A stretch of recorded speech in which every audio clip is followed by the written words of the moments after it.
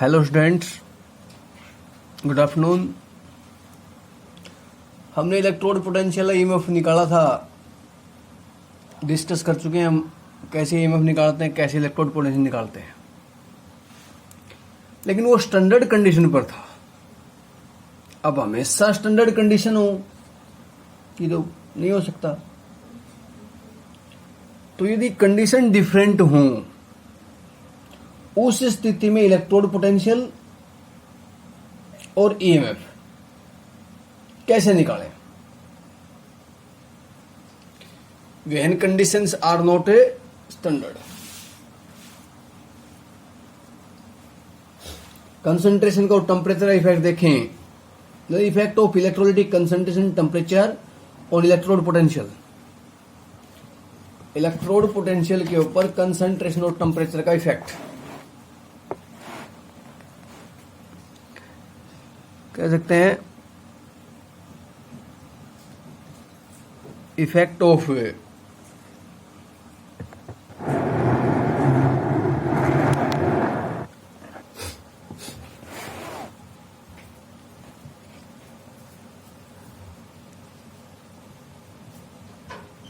concentration and temperature on electrode potential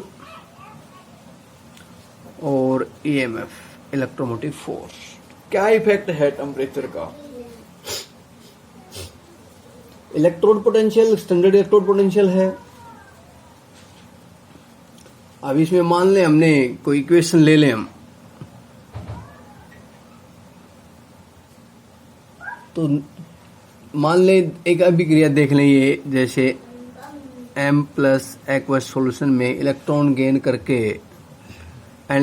करके ये metal बना रहा है सॉलिड स्टेट में। कोई मेटल आयन है, जो भी चार्ज है इसके ऊपर Mn प्लस,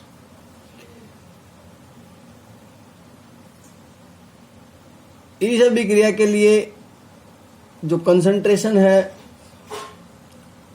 हाइड्रोजन इलेक्ट्रोड के रेस्पेक्ट में देखें तो इसका जो इलेक्ट्रोड पोटेंशियल आएगा वो क्या होगा? इसको हम रिप्रेजेंट करेंगे ननस्ट equation.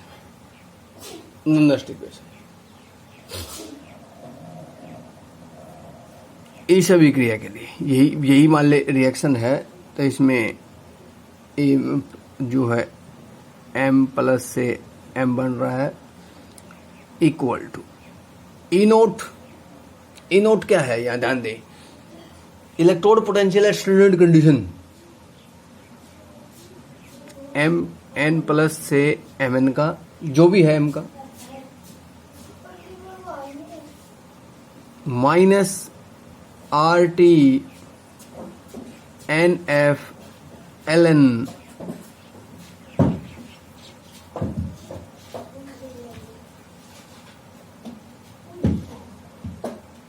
concentration of products divided by concentration of reactants। ये मतलब किसी के लिए लिख लें हम, किसी भी क्रिया के लिए जो ईएमएफ होगा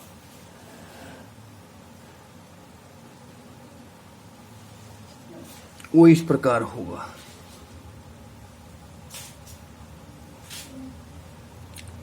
अब इसी भी क्रिया के लिए हम लेके चल रहे हैं, तो इसमें आ जाएगा वैसे E is equal to E naught minus RT by NF ln concentration of products divided by concentration of react. ये है ननस्ट इक्वेशन। अब ये EMF at any condition electrode potential, ये स्टैंडर्ड इलेक्ट्रोड पोटेंशियल, ये गैस कांस्टेंट एक constant है, और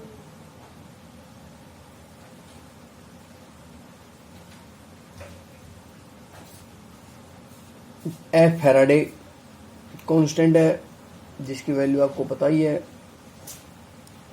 R भी कांस्टेंट है जिसकी वैल्यू आर की वैल्यू है 8.314 जूल पर kelvin. Faraday constant F 96,500 coulomb आप सभी जानते हैं। अब इसमें रखें हम ऊपर वाली इक्वेशन में इसी को, तो E of the m plus m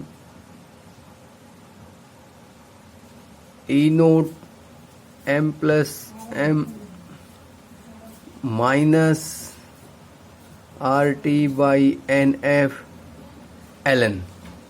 अब प्रोडक्ट क्या है इसमें, ये मेटल है m, ये m हो गया सॉलिड स्टेट में। रिएक्टेंट क्या है, रिएक्टेंट है एम एन प्लस, ये रिएक्टेंट एक्वस सॉल्यूशन, ये रिएक्टेंट हो गए।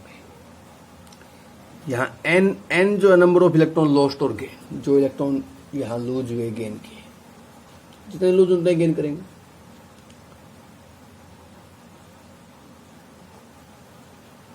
पर मोल है ये, जो पर केल्विन पर मोल फैराडे कांस्टेंट है। आर गैस कांस्टेंट है।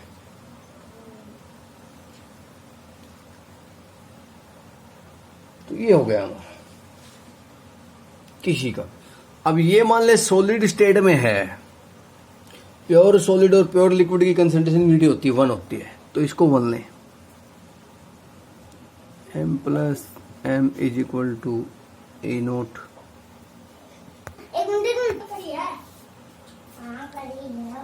ये हो गया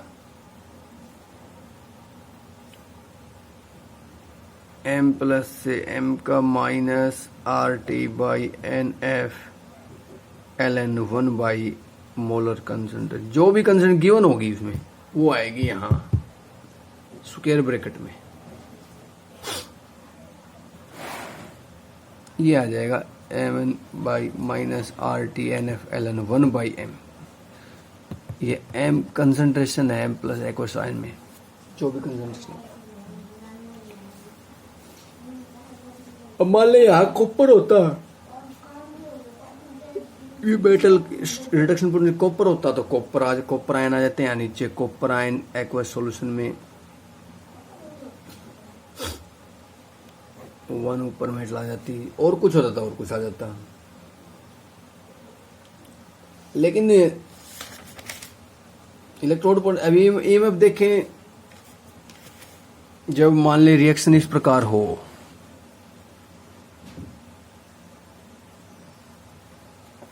जिंक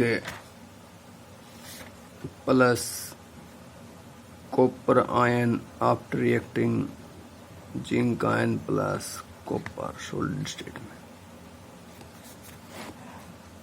ये एक्वस में है, ये एक्वस में है, ये सॉलिड स्टेट में। अब इसकी हम लिखें नॉनस्ट इक्वेशन, तो वे तो वही है नॉनस्ट इक्वेशन लिखने का। वे क्या है, सेम है।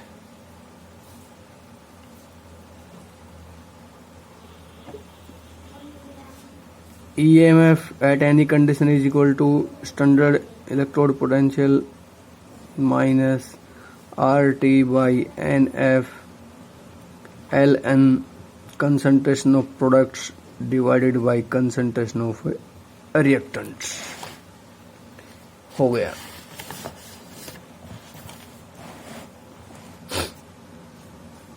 अब हम चले नेक्स्ट स्टेप में। EMF E naught at any condition, EMF of the cell E naught minus RT by NF Ln। Product में क्या है, zinc plus ion aqueous solution में, और copper solid divided by reactant में क्या है, रिएक्टेंट में आपको पता है जिंक है और कॉपर प्लस आयन है। तो जिंक सॉलिड स्टेट में, और sorry copper plus ion aqueous solution. ये कंसंट्रेशन है, ये लिखी गई इसकी हो गई। अब प्योर सॉलिड है ये भी, जिनको इनकी 1 है तो इनको 1 यूनिटी मान के हटा देते हैं। मान के होती 1 है माइनस RT_NF_LN।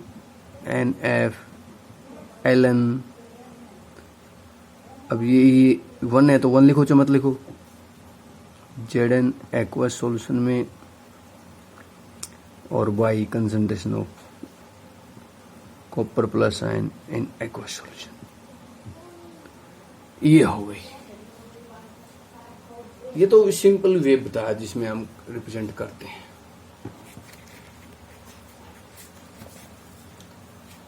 अब इसी में इनके वैल्यूज पुट कर दें हम, तो ये और भी सिंपलीफाई हो जाती है, सिंपल हो जाएगी क्वेश्चन।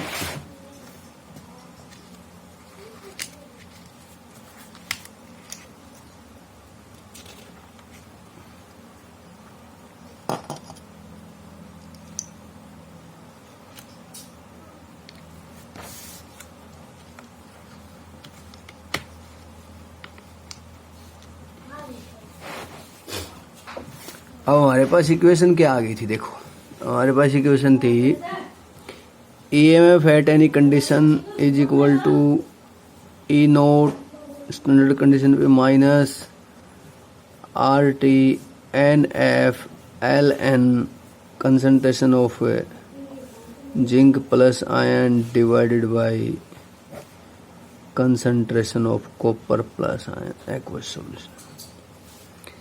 ये इक्वेशन थी। अब वैल्यू रखें हम सभी की। हमें पता है R गैस कांस्टेंट होता है 8.314 जूल पर केल्विन पर मोल।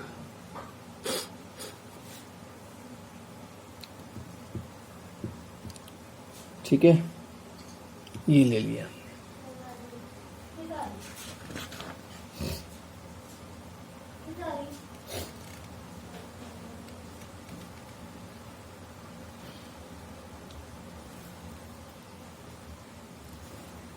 इक्वेशन में आ गया। इसी प्रकार फैराडे कांस्टेंट F 96,500 कूलाम है। N जो है ना, N हमें रखना, अभी इसमें बाद में रखूंगा मैं। टेम्परेचर मान ले 298 केल्विन ले लें एक बार, 25 डिग्री सेल्सियस 298 केल्विन।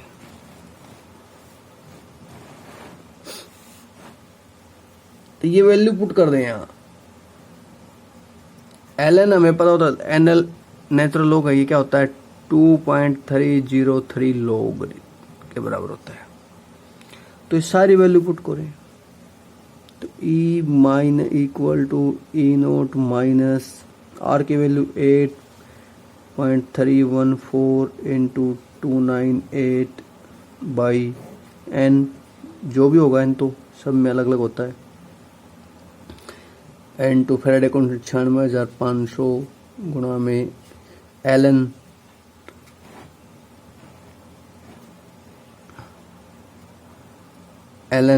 के स्थान पर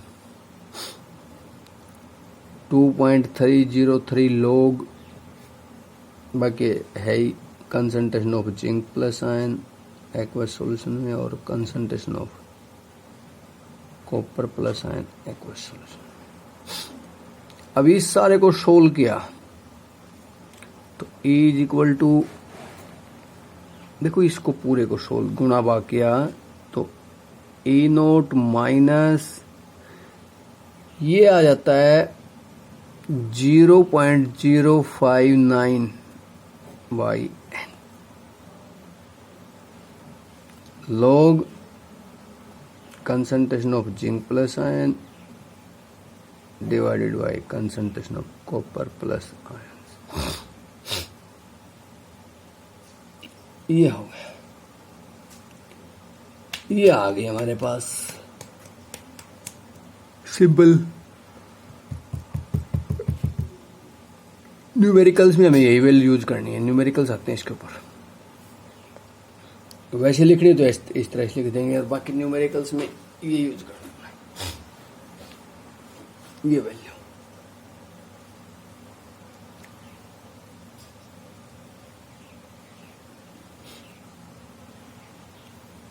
तो इसको हम अब इसी इक्वेशन में देखें तो E is equal to E naught minus 0.059 by N. यहाँ एन क्या है, एन इज इक्वल टू 2 है, 2 इलेक्ट्रॉन का लॉस है। यहाँ कॉपर प्लस आयन है, तो जिंक प्लस 2 आयन है, 2 इलेक्ट्रॉन का लॉस गेन है। Log concentration of zinc plus ion और कॉपर प्लस आयन। अब इनकी कंसंट्रेशन या तो दी हुई मिलेगी,